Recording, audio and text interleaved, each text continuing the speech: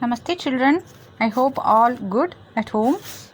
Let us continue the lesson how, when and where. Under British rule, people did not have equality, freedom or liberty. Many historians therefore refer to that period as colonial. When the subjugation of one country by another leads to these kinds of political, economic, social and cultural changes, so we refer to the process as colonization. The British also felt that all important documents and letters needed to be carefully preserved. So they set up record rooms attached to all administrative institutions. Specialized institutions like archives and museums were also established to preserve important records.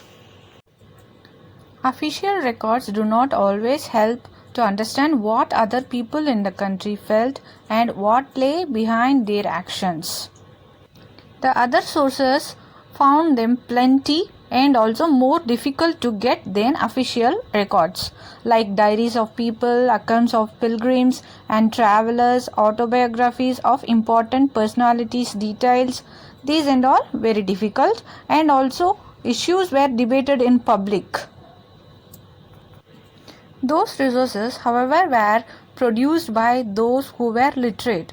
Leaders and reformers wrote to spread their ideas, poets and novelists wrote to express their feelings.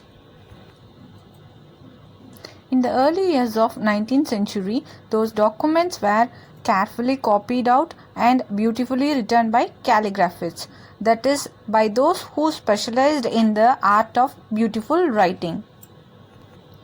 By the mid of 19th century, with the spread of printing press, multiple copies of those records were printed as proceedings of each government department.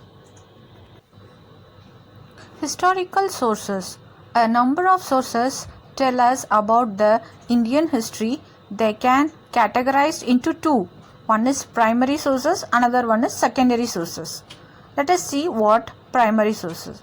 Primary sources are original sources of information created at a time of an event and include archaeological remains, original documents and videotapes, etc. Secondary sources were created by someone who did not experience firsthand or participate in the events or conditions.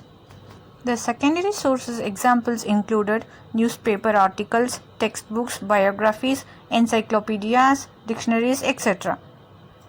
The primary sources examples included letters, diaries, government records, autobiographies, etc. The National Archives of India came up in the early 1920s in New Delhi.